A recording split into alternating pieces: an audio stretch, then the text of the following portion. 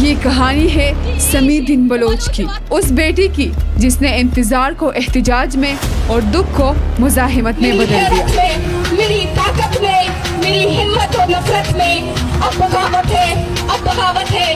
میں باغی ہوں، میں باغی جینا چاہتی ہوں، میں باغی مرنا چاہتی ہوں۔ سمیدین بلوچ کا تعلق بلوچستان کے ضلع اواران کے علاقے مشکئی سے ہے۔ وہ ایک تعلیم یافتہ گھرانے میں پیدا ہوئی۔ ان کے والد ڈاکٹر دین محمد بلوچ بلوچستان کے ایک سرکاری اسپتال کے میڈیکل آفیسر تھے۔ وہ ایک سادہ، خدمت گزار اور انسان دوست شخص تھے جو اپنے علاقے میں مفت علاج کے لیے جانے جاتے تھے، لیکن 28 جون 2009 کے رات ان کی زندگی ہمیشہ کے لیے بدل گئی۔ ڈاکٹر دین محمد اپنے اسپتال کے کمرے میں ڈیوٹی پر موجود تھے جب چند مسلح افراد ہسپتال میں داخل ہوئے۔ انہیں زبردستی گاڑی میں بٹھایا اور وہ پھر کبھی واپس نہیں آئے۔ سمیدین بلوچ اس وقت صرف 10 سال کی تھی۔ وہ ہر رات دروازے کی طرف دیکھتی اور ہر صبح باپ کے نام سے جاگتی، لیکن وہ دروازہ کبھی نہیں کھلا۔ 2 سال گزر گئے، پھر 5 اور پھر 10، اور سمیدین نے یہ فیصلہ کیا کہ اب وہ صرف انتظار نہیں کرے گی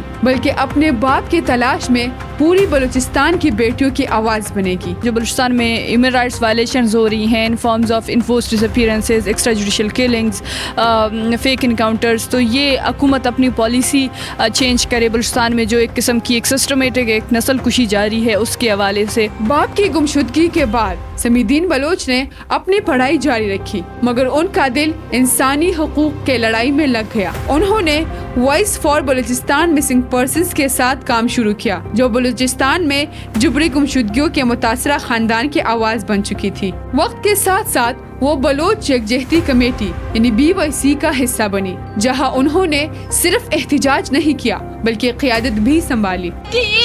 بلوچ واسطہ ترقی بوت نہ کنتے اب تک سالے تو بلوچ زمین سرا چھوارا قابلتی لاب پر نبی تھے تو ینگا لاب سیر نبی تھے تو بلوچ زمین سرا وارے۔ وہ دھرنوں، پریس کانفرنسوں اور لانگ مارچ کی قیادت کرتی رہی۔ سال 2022 میں انہوں نے ایک تاریخی لانگ مارچ کی قیادت کی جو بلوچستان سے شروع ہوا اور اسلام آباد تک گیا۔ سینکڑوں مائیں، بہنیں، بچے سب اپنے پیاروں کی تصویریں اٹھائے چل رہے تھے، اور اس مارچ کا چہرہ سمیدین بلوچ تھی۔ ان کے آنکھوں میں آنسو تھے مگر آواز میں طاقت تھی جو بندوق سے بھی زیادہ گونج رہی تھی۔ میری طاقت میں، میری ہمت اور نفرت میں اب بغاوت ہے، اب بغاوت ہے۔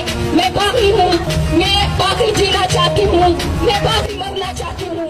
اسلام آباد کے دھرنے میں وہ کہتی ہے کہ میں صرف اپنے والد کے لیے نہیں لڑ رہی بلکہ میں ان سب کے لیے کھڑی ہوں جن کے گھر کے دروازے برسوں سے بند ہے۔ ہماری جو جدوجہد ہے وہ نہ صرف بلوچ کی جدوجہد ہے، وہ تمام مظلوم طبقات ہیں، جتنے بھی اقوام ہیں وہ ریاست کی جو ہے اس چکی میں پس رہی ہیں، اس ریاست کی غلط پالیسیز کی چکی میں پس رہے ہیں۔ اس کے خلاف ہم ان تمام مظلوم اقوام کی جنگ لڑ رہے ہیں۔ ان کی آواز جتنی مضبوط ہوتی گئی خطرات بھی اتنے بڑھنے لگے۔ ہم نے اس ریاست کے ان تمام ایسے جو ہے کارناموں کو، ایسے جو ہے پالیسیوں کو ایکسپوز کیا ہے جو آج تک کسی بھی چینل نے، کسی بھی نمائندے نے، کسی بھی تحریک نے نہیں کیا ہے۔ 2023 اور 2024 میں انہیں کئی بار گرفتار کیا گیا، احتجاجوں میں تشدد کا سامنا کیا اور کئی بار بیرونی ملک جانے سے روکا گیا۔ سمیدین کہتی ہے کہ مجھے قید سے ڈر نہیں لگتا بلکہ مجھے ان ماؤں کے آنسو زیادہ ڈراتی ہے جو برسوں سے انصاف کے لیے لڑ رہی ہے۔ سمیدین بلوچ کی جدوجہد کو دنیا نے بھی تسلیم کیا۔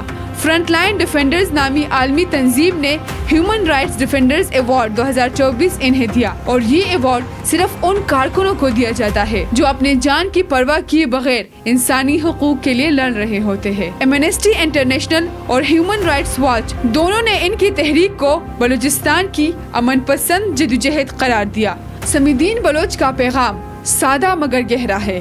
وہ کہتی ہے ہم ریاست سے جنگ نہیں چاہتے، ہم انصاف چاہتے ہیں۔ کیا حقوق کی جنگ لڑنا، سچ کی جنگ لڑنا، انصاف کی جنگ لڑنا یہ ہر کسی کے بس کی بات نہیں ہے۔ انہوں نے ثابت کیا کہ بلوچ عورت صرف رونے والی ماں نہیں بلکہ وہ انصاف مانگنے والی رہنما بھی بن سکتی ہے، اور خاص طور پر پاکستان جیسے ملک میں جہاں پہ آپ سچ، انصاف اور حقوق کی بات کرتے ہیں تو اس میں پھر آپ ایک وقت میں 2 کشتیوں میں سوار نہیں ہو سکتے۔ آج سمیدین بلوچ صرف ایک بیٹی نہیں बल्कि हजारों खानदानों की आवाज़ है। वो जो इस महाज पे खड़े होते हैं, अपने पीछे वो उन तमाम चीज़ों को छोड़ देते हैं, उनके साथ कॉम्प्रोमाइज़ करते हैं अपनी ज़िंदगी के साथ, तब जाके वो इस स्टेज पे खड़े होते हैं जहाँ पे वो डायरेक्ट स्टेट के पॉलिसीज़ को वो चैलेंज करते हैं। वो वही बच्ची है जिसने अपने बाप की गुमशुदगी से जिंदगी का सबसे बड़ा जद्दोजहद शुरू किया।